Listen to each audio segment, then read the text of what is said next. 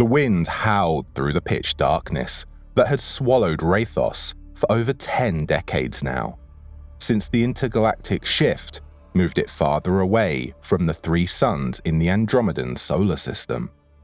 Heavy footsteps stomped through the thick snow as a silhouette of a bulky man made its way through the blizzard. He stopped and stood in his total 6 feet 2 inches and peered around before sipping out of a flask from under his armored coat. Inside the transparent flask, a blue goo-like liquid glowed faintly, moving slowly around the glass edges of the tiny bottle. This horrendous cold! God damn it! He twisted the cap and a tube detached from the side of his neck and connected to the mouth of the flask. Gulping sounds filled the air as the tube began to suck in the liquid. He closed the flask when he was done, grunting as the hot liquid pushed its way down his throat, spreading momentary warmth throughout his body. Freeze your heart cold if you ain't careful. He shook his head before returning the flask to his pocket and continuing in his path. He made his way past the remains of an estate, burned cars, and busted buildings scattered across the abandoned streets. His eyes darted across each corner, his long ears twitching as he huffed, a scowl plastered permanently on his face. Finally, far ahead in the pitch-black cold, a hue of warm light beamed faintly from a small house, barely intact. He straddled his frame towards the house, the wooden steps creaking under his weight as he made his way to the porch. There was a faint rustle to his right, and his head turned sharply to the sound. Who's there? His gruff whisper called out. He remained still, and the air seemed to freeze as well. No reply came, and there was no sign of movement again. He inhaled deeply before returning his attention to the door. Leaning close to a crack on the wooden door, he pouted his lips and whistled a short tune. He waited, pressing his ear to the door as his eyes searched the darkness. A lock clicked, and the door parted slightly open. In the crack, a huge, ominous, darkened face appeared, faintly lit by the hue of the candlelight burning inside. Oi, were you followed? Open the damn door, you senile cretin. It's 0 degrees out here. Answer the damn question. No, I made sure to follow the path by the mountains. There was silence. Did you bring it? Would I be here if I didn't? The red-shot eyes on his face studied the figure outside for a moment, scars from war sitting like a trophy on the side of his face. Do not make me burst this door open, Zorax. I see you're still a big-mouth oaf, Zalthok. Zorax pulled the door open wide and let him in before slamming the door shut and keying the lock. Go down to the back room. He blew out the candle and walked to the end of the house and into an entrance on the left, shutting the door behind him. He turned to Zalthok, who had already made himself comfortable in one of the 2 wooden chairs on either side of the table right next to a makeshift fireplace. So, what's on our agenda tonight? Zalthok asked. Zorax took the seat next to him. I called you here because I know you and I are the last beings in this galaxy crazy enough to see the truth. You haven't answered my question. I want to eradicate the human race. Zorfak remained silent as he raised an eyebrow. Well, you finally lost your marbles. Zorak shifted on his seat, his giant-like frame almost filling up his side of the room. I know you would agree with me when I say that these humans are parasites to our galaxy. Their presence here has only brought wars and diseases, and they treat us Viceroy like shit. Zalthok, we are warriors, and all they've done is reduce us to errand boys. Zalthok grunted, a violent huff erupting from his nostrils. He turned slowly to face Zorax. I never said there was anything wrong with your agenda, and I agree with your motive. But those insects have built an empire for themselves, feeding off our technology, and now all their camps are fortresses. How do you intend to eradicate them? A smile spread across Zorax's face, revealing a set of jagged teeth. He tucked away a long strand of his tentacle-like hair as he sat up straight. Remember the faction wars? Of course I remember the faction wars. I fought in them. And that led to the shift and flipped our entire solar system. No. The wars weren't what led to the shift. Desperation was. What are you saying? Phlox Castro. Does that name ring a bell? Zorax leaned on the table, his eyes glinting with determination to his cause. Phlox Castro was an abomination, a mad viceroy who made bioweapons meant to help our kind win the war, but ended up leaving half of us with unnatural mutations and another unfortunate quarter dead. He balled his fist and slammed it on the table. Yes, I'm sure you must hate him terribly, but I'm afraid you would have to reserve your emotions for him, as he is a vital aspect of my plan. Zalthok scoffed, the absurdity of the conversation amusing him. He turned back to the light that burned brightly ahead of them, casting scattered hues of faint light across the walls. Tell me, Zorax, how is a dead man vital to your plan? Phlox is far from dead, as is his science. He's remained in hiding, and I believe he's developing something so powerful it could wipe out our problems for good. Zalthok's eyes squeezed shut, his veins tight on his forehead as a boiling rage swelled in him. Even if what you're saying is true, and I highly doubt it is, would you trust a man who just sacrificed his morals for some delusion? Desperate measures, dear friend. You spoke of how his science left disastrous effects on our kind. And yes, we both know his particle created an orbit which led to the shift. But we also know that the very next day, after the shift, after the mutations and the deaths, the invaders were gone, obliterated to absolutely nothing. And you would allow such a sacrifice again? Now it was Zorax's turn to slam the table. He caught himself immediately and exhaled deeply as he tried to regain his composure. Would you rather sit back and watch the humans feed off our galaxy until there's nothing left of it? You said it yourself. Their technology, our technology, which they have stolen, is of great measure compared to our orthodox ways of battle. Our only hope is something more sinister, something merciless. Zalthok's eyes widened with horrid understanding. You know, I was hoping you'd tell me that Phlox has stabilized his methods over the years. But you know just how dangerous this plan is, and you're pitching it anyway. Yes, Zalthok, I intend to kill off our own, if that's what it takes to get rid of the humans. His words were firm, and his eyes challenging as he held Zalthok's glare. After a moment of rigid silence, Zalthok closed his eyes and let out a gruff breath. I cannot believe I'm even agreeing with you on this. A smile spread across Zorax's lips as he reached across the table and slapped Zalthok's shoulder. That's why I called you. I trust you to understand the logic behind my plan and not linger on sentiment.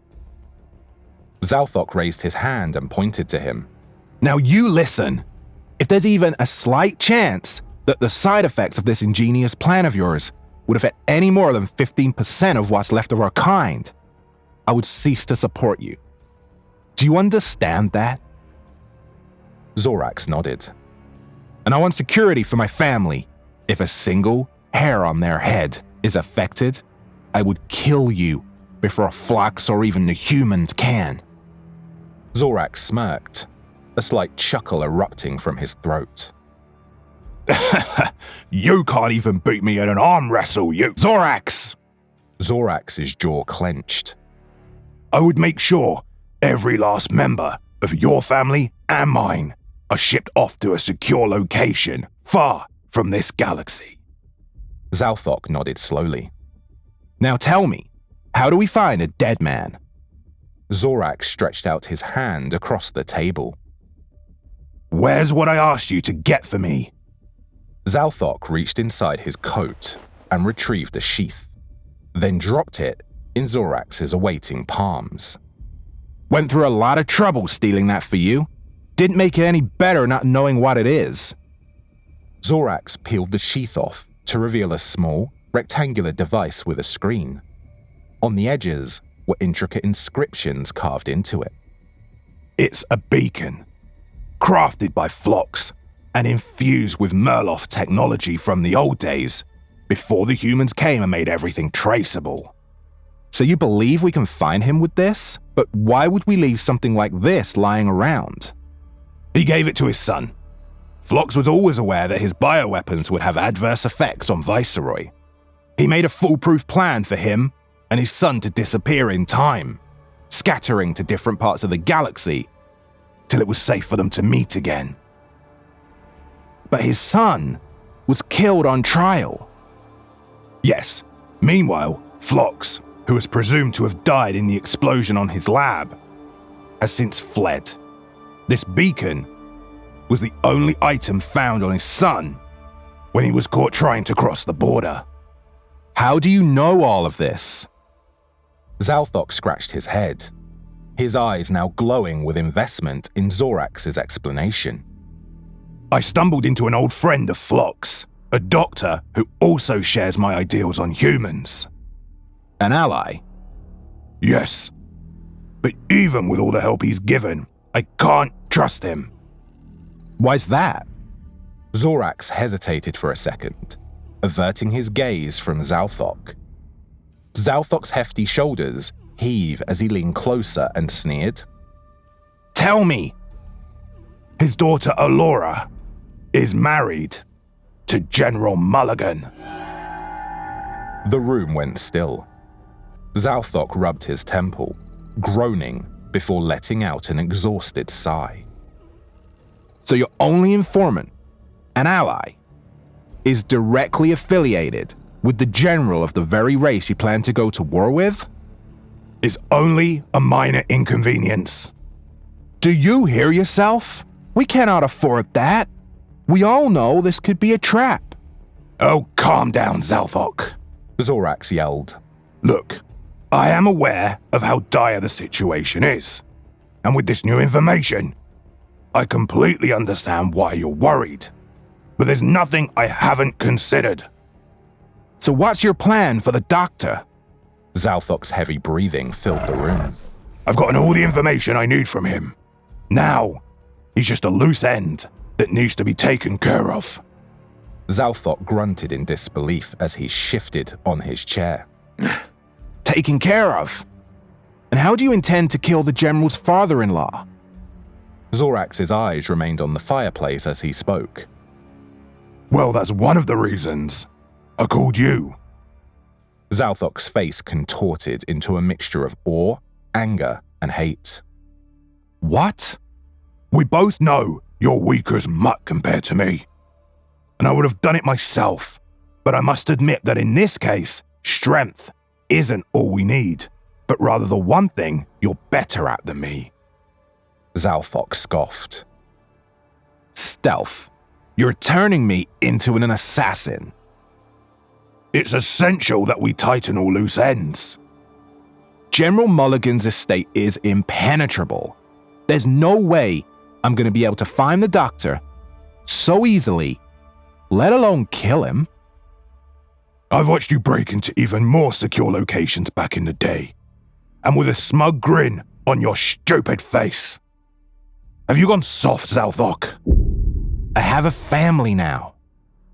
And I swear to you, they would be safe. No one can keep them safe but me. And to do that, I actually need to be there. Listen, Zalthok. Zorax huffed, stealing Zalthok's attention. These humans would stop at nothing for their so-called technological advancements. And very soon, they would begin to enslave and kill us one by one. He sighed, allowing himself to calm down. It is up to the both of us to stop that from happening. Because if it does come to that, even you would not be able to protect your family. Zalthok breathed, expelling the small air of silence that sat between them. Then what? How do we get this busted piece of junk to even work? He smacked the beacon with the back of his fingers. Zorax reached into his armor and pulled out a ruby about the size of a fingernail, with cracks around the edges attached to a string that runs across his neck. This is a key, a crystal infused with Merloft. Once slid into its groove right here, it begins to transmit a live location of the other piece. And you got this how? It was on Phlox's son's neck when he was caught. Guards presumed it was just a necklace and pawned it. It took a lot of work to trace it, after the doctor told me of its use. And the person that had it at the end, you're sure they weren't aware of its true nature?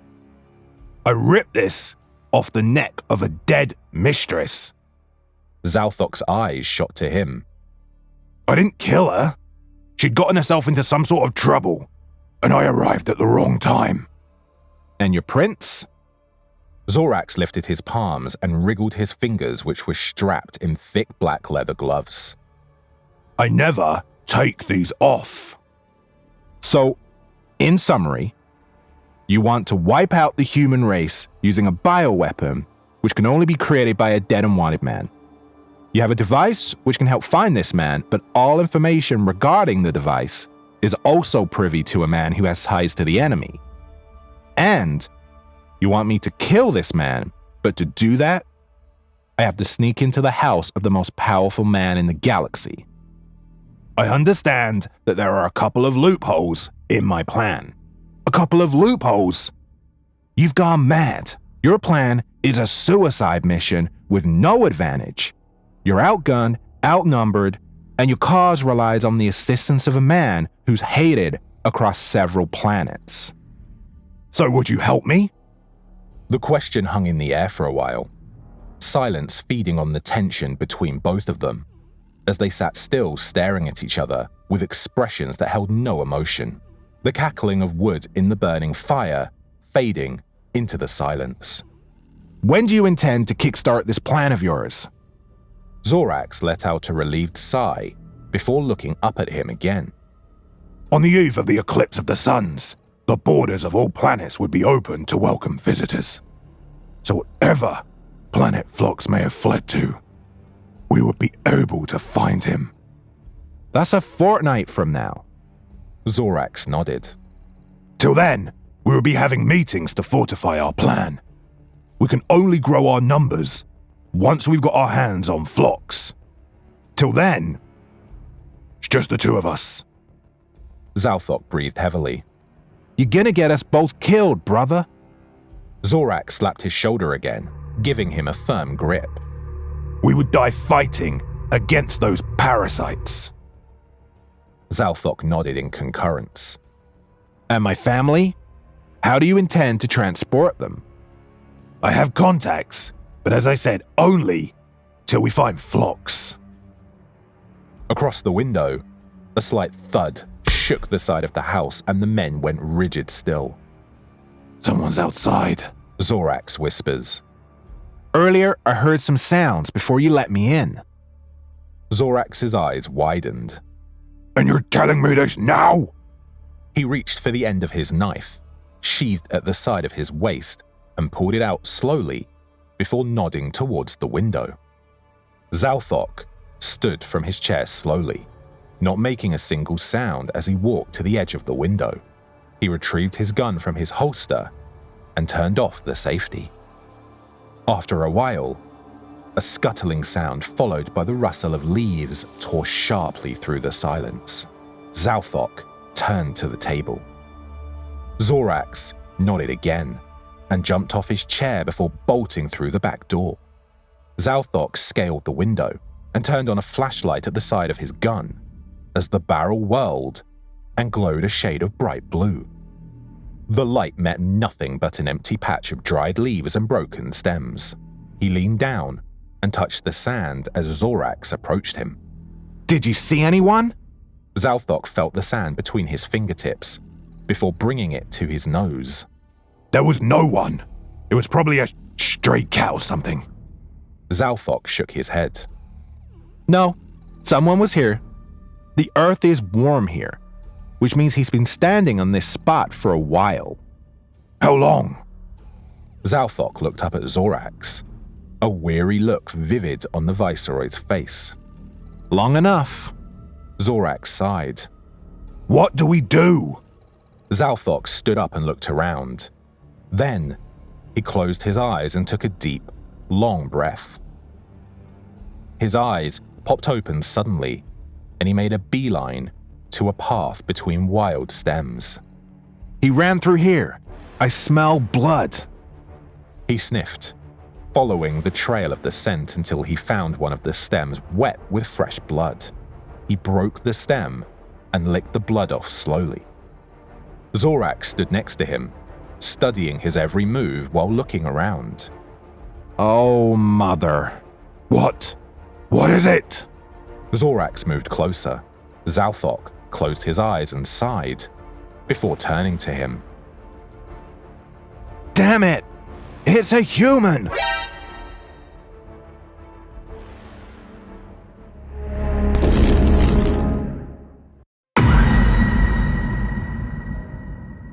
What's up, people? Thanks for joining yet another sci-fi horror story. You guys love it, don't you? So, I've got to ask you a lot about something. What would you like to see this channel do in the future? How are you finding the stories? Are they something you like? Would you like to see more of a certain style? Let me know what you think in the comments, because I want to ramp up this channel so it's getting more views, but also want to make sure I'm doing what you're into. If you like what we're doing, remember to like, subscribe, and hit the bell. Also, feel free to share these videos with your family and your mates if you think they'll like them. Let's share the wealth.